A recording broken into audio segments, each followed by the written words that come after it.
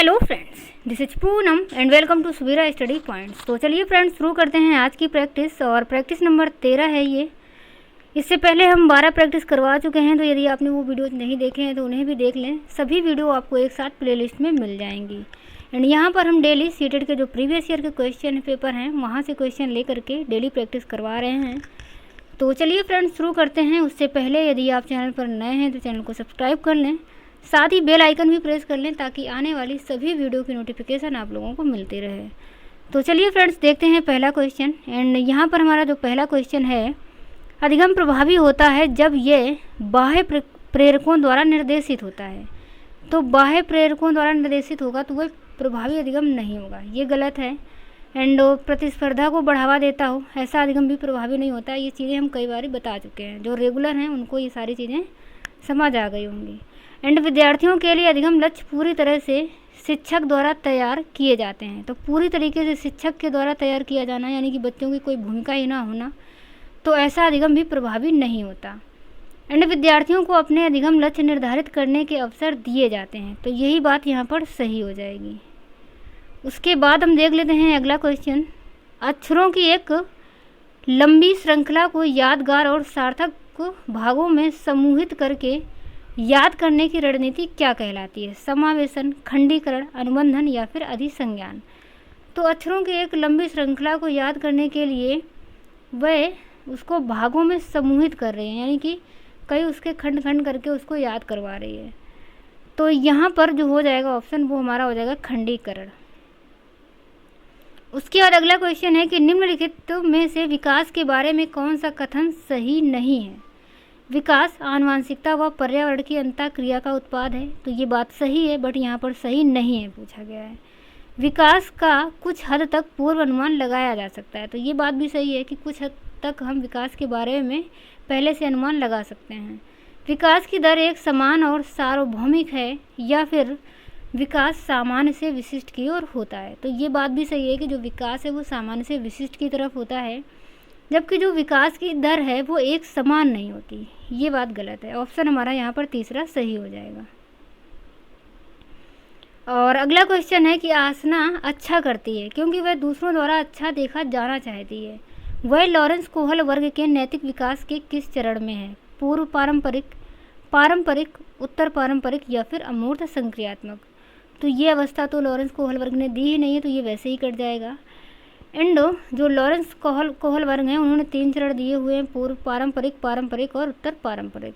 उसमें से जो आसना है वो अच्छा करना चाहती है क्योंकि वह दूसरों के द्वारा अच्छा देखा जाना चाहती है, यानी कि वह अच्छा लड़का और अच्छी लड़की वाली अवस्था में है। और जो हमारी अच्छा लड़का एंड अच्छी लड़की वाली अवस्था है वो आती है पारंपरिक चरण में। तो ऑप्शन यहाँ पर हमारा सेकेंड नंबर सही हो जाएगा। उसके बाद देख लेते हैं अगला क्वेश्चन। शिक्षिका अपने विद्यार्थियों में बोध कौशल सुसाध करना चाहती है। इस उद्देश्य के लिए उसे निम्नलिखित में से किससे बचना चाहिए? संकल्पना मानचित्रण, संदर्भ यंत्रहीनता, रूपरेखीकरण या फिर सारांशीकरण से। तो ऐसे में जो अध्यापिका है उसको, यदि वह विद्यार्थियों में बोध कौशल को सुसाध करना चाहती है तो उसे बचना किससे है, मतलब क्या चीज़ नहीं करनी है? तो यहाँ पर संदर्भ यंत्रहीनता, इस चीज़ से उसको बचना है। ऑप्शन हमारा यहाँ पर सेकेंड नंबर सही हो जाएगा। उसके बाद हम देख लेते हैं अगला क्वेश्चन। अधिगम असहायता तब महसूस होती है जब एक विद्यार्थी यह मानता है कि क्षमता में सुधार हो सकता है और उसका ध्यान महारत के लक्ष्य पर केंद्रित होता है। कहने से मतलब ये है कि जो क्वेश्चन है वो ये बोल रहा है कि अधिगम असहायता हमें तब महसूस होती है जब विद्यार्थी क्या मानता है। तो विद्यार्थी का मानना यदि ये है कि क्षमता में सुधार हो सकता है और उसका ध्यान महारत के लक्ष्य पर केंद्रित होता है। तो यदि उसको ऐसा महसूस होगा या फिर विद्यार्थी ऐसा मानता है तो फिर यहाँ पर उसे अधिगम असहायता महसूस नहीं होगी। एंड प्रयास क्षमता को प्रभावित करते हैं और उसका ध्यान प्रदर्शन लक्ष्यों पर केंद्रित होता है। तो यदि ऐसा मानता है तो भी अधिगम असहायता महसूस नहीं होगी, क्योंकि प्रयास जो है वो हमारी क्षमता को प्रभावित करते हैं और फिर वह ध्यान करता है, मतलब जो भी उसको लक्ष्य प्राप्त करना है तो लक्ष्य मतलब अपने ध्यान का प्रदर्शन वह लक्ष्यों पर केंद्रित करता है। तो ऐसा मानता है तब भी अधिगम सहायता नहीं होगी।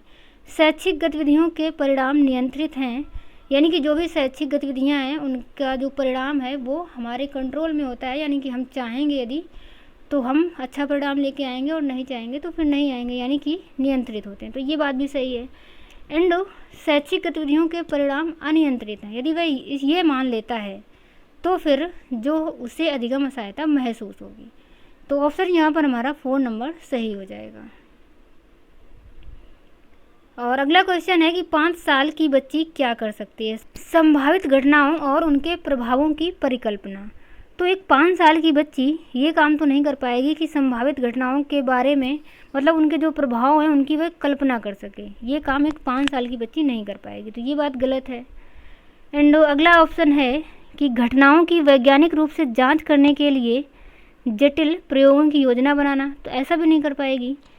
प्रतीकात्मक और अमूर्त वर्गीकरण, तो अभी वह अमूर्त वर्गीकरण भी नहीं कर पाएगी। एंड ऑप्शन हमारा जो 4th नंबर है कि लक्ष्य निर्देशित व्यवहार व प्रतीकात्मक खेल की शुरुआत कर सकती है।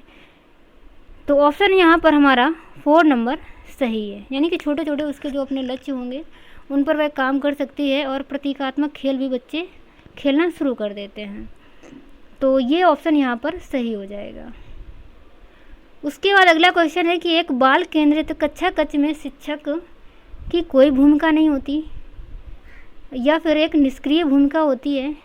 अधिगम को बढ़ावा देने के लिए एक सहयोगात्मक कक्षा संस्कृति का निर्माण करता है या फिर को बच्चों को निर्देश देने के लिए एक तानाशाह की भूमिका। तो तानाशाह की भूमिका भी नहीं निभाता है, बल्कि ऑप्शन यहाँ पर हमारा 3rd नंबर सही हो जाएगा कि अधिगम को बढ़ावा देने के लिए एक सहयोगात्मक कक्षा संस्कृति का निर्माण करता है। और अगला क्वेश्चन है कि आकलन के संदर्भ में राष्ट्रीय शिक्षा नीति 2020 क्या प्रस्तावित करती है? विश्लेषण और आलोचनात्मक सोच जैसे उच्च क्रम के कौशल का परीक्षण या फिर प्रत्यास्मरण आधारित वस्तुनिष्ठ प्रकार के परीक्षण। तो जो प्रत्यास्मरण पर आधारित हों इस टाइप के जो परीक्षण है उस पर जोर नहीं देती जो राष्ट्रीय शिक्षा नीति 2020 है। प्रत्यास्मरण से मतलब है कि रटने पर आधारित, तो रटन का विरोध किया है, यानी कि ये ऑप्शन गलत है। आकलन का योगात्मक तरीका, तो इस पर भी जोर नहीं देती क्योंकि योगात्मक से मतलब है कि और अंत में उसका परीक्षण किया जाए, तो ऐसा भी नहीं करना है, बल्कि हमें सतत आकलन करना है, पूरे साल बच्चे का आकलन करते रहना है। तो योगात्मक की भी बात नहीं की है। एंड परीक्षा के लिए सीखना, यानी कि हमें बच्चों को सिर्फ परीक्षा के लिए सिखाना है, तो ये बात भी गलत है। यानी कि ऑप्शन हमारा यहाँ पर 1st नंबर सही हो जाएगा कि विश्लेषण और आलोचनात्मक सोच जैसे उच्च क्रम के कौशल का परीक्षण। तो ऑप्शन पहला वाला यहाँ पर सही हो जाएगा। अगला क्वेश्चन है कि निम्नलिखित में से कौन सा प्रेरणा के स्रोत और प्रेरणा के प्रकार का सही मिलान युग्म है? दंड से बचाव, आंतरिक अभिप्रेरणा। तो यदि दंड से बचने के लिए कोई बच्चा कुछ कर रहा है तो वो आंतरिक अभिप्रेरणा नहीं है। एंड नगद पुरस्कार, यानी कि वह पुरस्कार की वजह से कर रहा है तो भी वह अंदर से प्रेरित नहीं है, यानी कि आंतरिक अभिप्रेरणा नहीं होगी। जिज्ञासा, जो जिज्ञासा होती है वो बाहरी प्रेरणा नहीं होती बल्कि आंतरिक अभिप्रेरणा होती है, तो ये बात भी गलत है। एंड जो रुचि है वो हमारी आंतरिक प्रेरणा होती है, तो ये बात यहाँ पर सही हो जाएगी, यानी कि ये सही मिलान युग्म है। उसके बाद देख लेते हैं अगला क्वेश्चन, विकास का चरणीय सिद्धांत निम्नलिखित में से किस पर स्पष्ट रूप से जोर देता है? विकास की निरंतरता, अनिरंतरता, विकास को प्रभावित करने वाले सांस्कृतिक कारक या विकास प्रक्रिया संबंधित वातावरण। ये क्वेश्चन बहुत ही इम्पोर्टेंट है क्योंकि यहाँ पर पूछा गया है कि विकास का चरणीय सिद्धांत। क्वेश्चन पर ध्यान देना है कि जो चरणीय सिद्धांत होता है विकास का वो किस बात पर जोर देता है। तो वैसे तो विकास की निरंतरता होती है, ये बात सही है, लेकिन यहाँ पर ये पूछ रहा है कि विकास का चरणीय सिद्धांत किस चीज़ पर जोर देता है। तो जो चरणीय सिद्धांत है वो विकास की निरंतरता पर जोर नहीं देता, बल्कि वो बात करता है विकास की अनिरंतरता पर। यानी कि विकास एक स्टेज पे होने के बाद जब दूसरे स्टेज पर जाता है तो वह थोड़ा सा रुक जाता है, यानी कि वहाँ पर अनिरंतरता आ जाती है, निरंतर नहीं रहता। जैसे कि जो पियाजे ने अपना स्टेज बताया है, जो विकास का चरणीय सिद्धांत बताया है, तो वहाँ पर उन्होंने बताया है कि विकास एक चरण से दूसरे चरण पर जाने के बाद थोड़ा सा रुकता है। तो इस वजह से ऑप्शन हमारा यहाँ पर 2nd नंबर सही होगा, ना कि पहला वाला। उसके बाद हम देख लेते हैं अगला क्वेश्चन, एक विशिष्ट संप्रदाय को पढ़ाने हेतु एक अध्यापिका बच्चे को आधा हल किया हुआ उदाहरण देती है। लेव वाइगोस्की के अनुसार अध्यापिका किस रणनीति का इस्तेमाल कर रही है? अवलोकन अधिगम, पाठ, द्वंद्वात्मक अधिगम या फिर अनुकूलन। तो ये चीज़ भी हमने कई बार डिस्कस की है, इस तरीके के क्वेश्चन, कि यदि कोई शिक्षक बच्चों को आधा हल किया हुआ क्वेश्चन या कोई भी समस्या देता है तो ऐसे में वहाँ पर जो रणनीति होती है, यानी कि किस रणनीति का इस्तेमाल कर रही है या किस चीज़ का इस्तेमाल कर रही है, तो वो हमारा होता है पाठ। यानी कि ऑप्शन हमारा यहाँ पर सेकेंड नंबर सही हो जाएगा। इसी को मचान या फिर स्कैफोल्डिंग भी कहते हैं, तो ये चीज़ें भी आपको याद रखनी है। उसके बाद अगला क्वेश्चन है कि पुरुष सामान्यतः दिमाग से सोचते हैं और महिलाएं अपने हृदय से सोचती हैं। यह कथन क्या दर्शाता है? तो जाहिर सी बात है कि ये चीज़ क्या दर्शाएगी, ये दर्शाती है हमारी लैंगिक रूढ़िवादिता। तो ऑप्शन हमारा यहाँ पर सेकेंड सही हो जाएगा, क्योंकि ऐसा नहीं है कि जो मनुष्य हैं वही दिमाग से सोचते हैं, महिलाएं दिमाग से नहीं सोच सकती हैं। तो ये बात गलत है, और ऐसा जो भी लोग ऐसी सोच रखते हैं वो क्या होते हैं, वो लैंगिक रूढ़िवादी के शिकार होते हैं। तो ऑप्शन यहाँ पर सेकेंड नंबर हमारा सही हो जाएगा।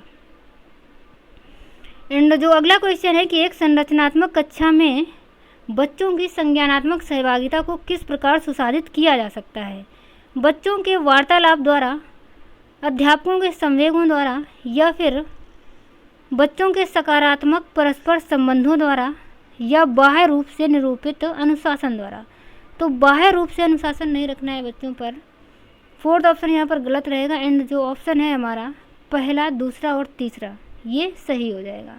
तो ऑप्शन यहाँ पर तीसरा वाला हमारा सही है। और अगला क्वेश्चन है कि बच्चे अपने समाज के बारे में ज्ञान, रहने के कौशल, मूल्य, रीतियाँ किससे सीखते हैं? आस पड़ोस, धर्म, स्कूल, समकक्षी समूह से। तो बच्चे ये सारी चीज़ें इन सभी चीज़ों से ही सीखते हैं। आस पड़ोस से सीखते हैं, अपने धर्म से, कुछ चीज़ें अपने स्कूल में सीखते हैं, और कई सारी चीज़ें अपने समकक्षी समूह से भी सीखते हैं। तो ऑप्शन यहाँ पर हमारा first, second, third and fourth, यानी कि फोर्थ नंबर सही हो जाएगा। और अगला क्वेश्चन है कि हावर्ड गार्डनर के अनुसार निम्नलिखित में से कौन सा कथन सही नहीं है? बुद्धिमत्ता एक स्थिर तथा स्थायी विशेषता है। बुद्धिमत्ता को परिभाषित व विकसित किया जा सकता है। एंड बुद्धिमत्ता किसी एक समान खंड से हावी नहीं होती, अपितु कई प्रकार की होती है। एंड बुद्धिमत्ता को एक एकाकी आयाम में संबंध नहीं किया जा सकता। तो यहाँ पर ये पूछा है कि कौन सा कथन सही नहीं है।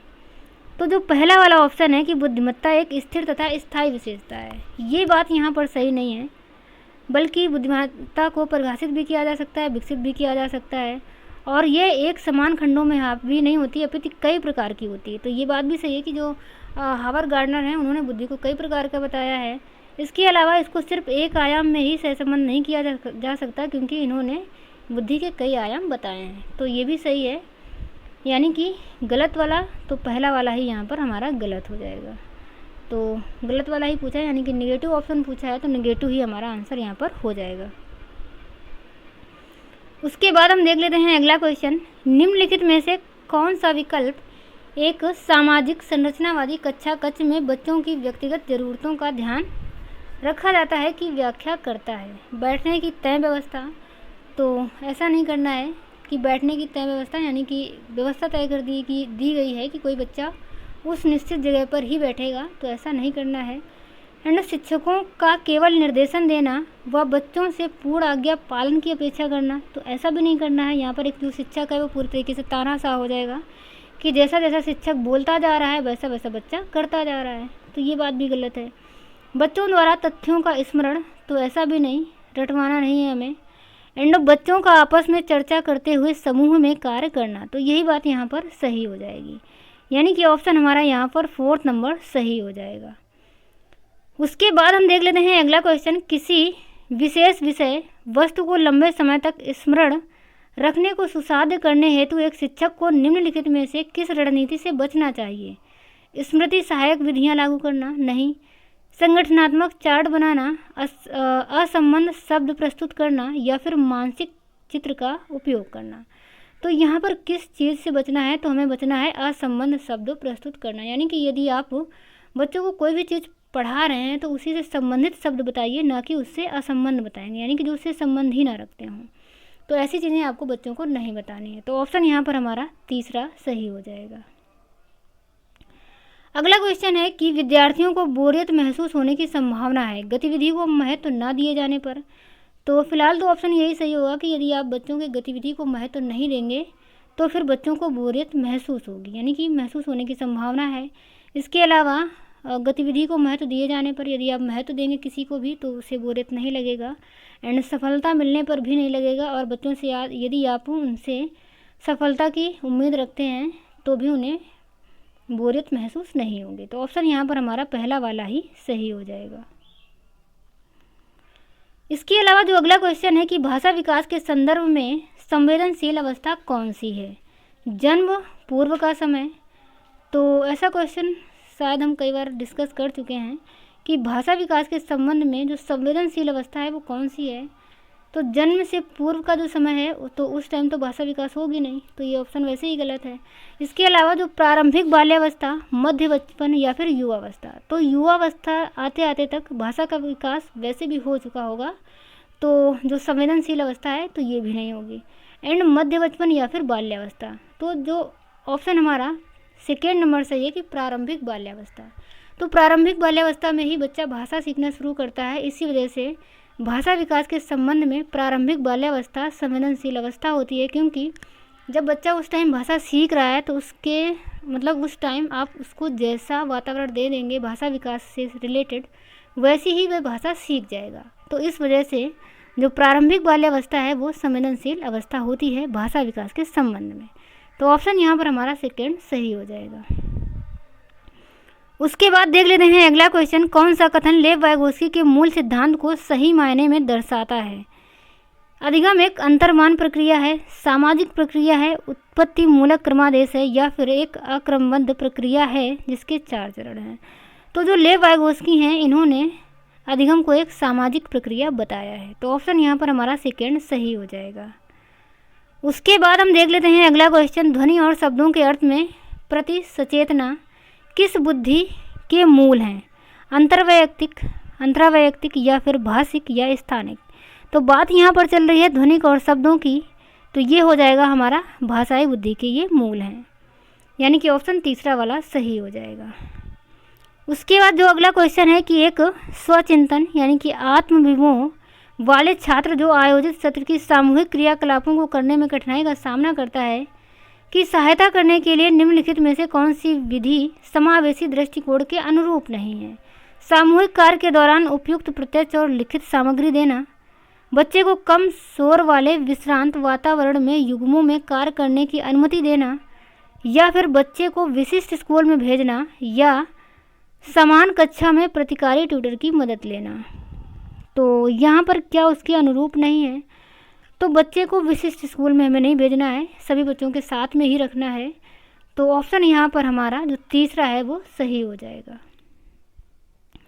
एंड अगला क्वेश्चन है कि बच्चे किस शिक्षा शास्त्र द्वारा सबसे अधिक अर्थपूर्ण अधिगम करते हैं? व्याख्यान और प्रत्यक्ष अनुदेश द्वारा, पुनरावृत्ति, यंत्रवत अभ्यास। तो ऐसा भी नहीं करना है कि बच्चों को बार बार पुनरावृत्ति करवाई जाए या फिर यंत्रवत अभ्यास करवाया जाए। यंत्र से मतलब क्योंकि मशीन होता है तो मशीन की तरह बच्चों से अभ्यास करवाते रहना, ये बात भी गलत है।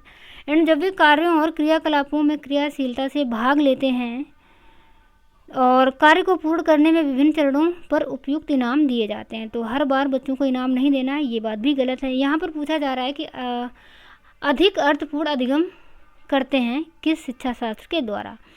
तो जो ऑप्शन है हमारा तीसरा नंबर कि जब वे कार्यों और क्रियाकलापों में क्रियाशीलता से भाग लेते हैं, तो यही ऑप्शन यहाँ पर हमारा सही हो जाएगा।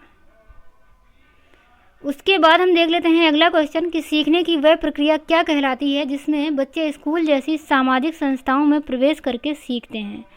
तो जो हमारा स्कूल होती है वो कैसी सामाजिक संस्था है? वो होती है हमारी द्वितीयक सामाजिकरण। तो ऑप्शन देख लेते हैं, परिपक्वता, निष्क्रिय, प्राथमिक या फिर द्वितीयक सामाजिकरण। तो जब भी आप घर से बाहर निकल के कोई चीज़ें सीखते हैं, यानी कि जब बच्चा घर से बाहर यानी कि स्कूल जैसी सामाजिक संस्था में प्रवेश करके सीखता है, तो वो होती है उसकी द्वितीयक सामाजिकरण। उसके बाद हम देख लेते हैं अगला क्वेश्चन, निम्न में से कौन सी शिक्षा शास्त्रीय पद्धति एक संरचनावादी कक्षा के लिए उपयुक्त नहीं है? बहुआयामी परिप्रेक्ष्यों का प्रोत्साहन, सामूहिक सहयोगिता, वेधन व दोहराव और प्रयोगात्मकता। तो ऑप्शन यहाँ पर वेधन व दोहराव सही हो जाएगा, क्योंकि उपयुक्त नहीं है, यानी कि हमें निगेटिव वाला बताना है तो दोहराव करना है, यानी कि बार बार उसी चीज़ को रटवाते रहना, तो ऐसा नहीं करना है। तो यही ऑप्शन यहाँ पर हमारा सही नहीं है एंड यही हमारा जो है आंसर हो जाएगा। उसके अलावा जो बहुआयामी परिप्रेक्ष्यों को प्रोत्साहन देना चाहिए, सामूहिक सहयोगिता भी होनी चाहिए और प्रयोगात्मकता यानी कि बच्चों को प्रयोग करवाने चाहिए। तो ये 3 ऑप्शन सही है, बट यहाँ पर हमसे नहीं वाला पूछा है, तो ऑप्शन हमारा तीसरा सही हो जाएगा। और उसके बाद देख लेते हैं अगला क्वेश्चन, एंड अगला क्वेश्चन है, कथन दिया है, शिक्षा असफल हो जाती है जब बच्चों से यह अपेक्षा की जाती है कि वह प्राप्त ज्ञान को ज्यों का त्यों पुनः उत्पादित करें, यानी कि बच्चों को जैसा बताया गया है वैसा ही वह हमको फिर से बताएं। यानी कि एक तरीके से बच्चा वैसा ही कब बता पाएगा, जब वह रट करके बताएगा। तो यदि रट करके बच्चों को पढ़ाया जाता है तो फिर वहाँ पर शिक्षा जो व्यवस्था है वो असफल हो जाती है। तो ये बात सही है कि यदि आप ऐसा करेंगे तो शिक्षा असफल हो जाएगी। तो यहाँ पर कथन सही है एंड इसका कारण भी देख लेते हैं कि जानकारी का पुनः उत्पादन बच्चों के सीखने का अर्थपूर्ण द्योतक है, यानी कि बच्चों को यदि आप रटवा कर सिखाते हैं तो वो अर्थपूर्ण होता है। तो ये बात गलत है कि यदि आप रटवा कर सिखा रहे हैं तो वो अर्थपूर्ण नहीं होता, बल्कि यहाँ पर बोला है कि वो अर्थपूर्ण माना जाएगा। तो इसका जो कारण दिया है तो कारण यहाँ पर गलत है, जबकि कथन सही है, यानी कि ए सही है लेकिन आर गलत है। उसके बाद देख लेते हैं अगला क्वेश्चन कि एक संरचनावादी परिप्रेक्ष्य में बच्चों को किस प्रकार समझा जाता है? निष्क्रिय प्राणी के रूप में, तो निष्क्रिय प्राणी नहीं समझना है बच्चों को, छोटे वयस्क के रूप में भी नहीं, एंड दुष्ट जीव के रूप में जिन्हें सभ्य बनाने की ज़रूरत है तो ऐसा भी नहीं, बल्कि जो एक बच्चा होता है अपने परिवेश मतलब अपने पर्यावरण को समझने की उत्सुकता लिए हुए है। तो ये बात यहाँ पर सही है। उसके बाद हम देख लेते हैं अगला क्वेश्चन, बाल केंद्रित कक्षा का सृजन कैसे किया जा सकता है? शिक्षार्थियों को उनके निष्पादन के बारे में समय पर प्रतिपुष्टि देकर, विद्यार्थियों को प्रश्न पूछने से हतोत्साहित करके और उन्हें निष्क्रिय रखकर। तो बच्चों को ना तो हतोत्साहित करना है और ना ही निष्क्रिय करना है, ये बात भी गलत है। एंड बारंबार परीक्षा लेकर और विद्यार्थियों को बीच बीच में भय की अवस्था में रखकर। तो बच्चों को भय नहीं देना है, मतलब उन्हें भय उनके अंदर नहीं हमें उत्पन्न करने देना है, ये बात भी गलत है। और ना ही बारंबार एकदम से परीक्षा ही लेते रहना है, तो ये बात भी गलत है। एंड विद्यार्थियों में प्रतिस्पर्धा प्रोत्साहित करके, तो हमें कभी भी प्रतिस्पर्धा का माहौल भी नहीं बनाना है, तो ये बात भी गलत है। यानी कि ऑप्शन यहाँ पर हमारा पहला वाला सही हो जाएगा कि विद्यार्थियों को उनके निष्पादन के बारे में समय समय पर प्रतिपुष्टि देनी है। तो पहला ऑप्शन यहाँ पर सही हो जाएगा। उसके बाद हम देख लेते हैं अगला क्वेश्चन, और अगला क्वेश्चन है कि एक प्रगतिशील कक्षा केवल मूक श्रवण को प्राथमिकता देती है। तो ये बात गलत है, क्योंकि प्रगतिशील कक्षा है और वहाँ पर केवल यानी कि किसी एक चीज़ को ही या एक टाइप के बच्चों को ही प्राथमिकता दी जाए, ये बात नहीं होती, यानी कि ये गलत है। एंड अधिगमकर्ताओं की व्यक्तिगत भिन्नताओं का सम्मान करता है या फिर अंक उन्मुख होता है। तो ये बात भी गलत है कि अंक उन्मुख नहीं होता। अंक उन्मुख से मतलब है कि जो बच्चों को पढ़ाया लिखाया जाता है तो वहाँ पर अंक उनको प्रदान किए जाते हैं, तो अंक उन्मुख भी नहीं होता। एंड अधिगम के व्यवहारवादी सिद्धांतों पर निर्धारित होता है, तो ये बात भी सही नहीं है, क्योंकि यहाँ पर प्रगतिशील कक्षा की बात चल रही है। तो प्रगतिशील से मतलब है कि जो भी वहाँ पर व्यक्तिगत भिन्नताएं हैं उनका सम्मान किया जाता है। तो ऑप्शन यहाँ पर हमारा सेकेंड नंबर सही हो जाएगा। तो चलिए फ्रेंड्स, आज की वीडियो में हम इतना ही रखते हैं एंड आगे मिलेंगे अगले वीडियो में। तब तक के लिए बाय बाय।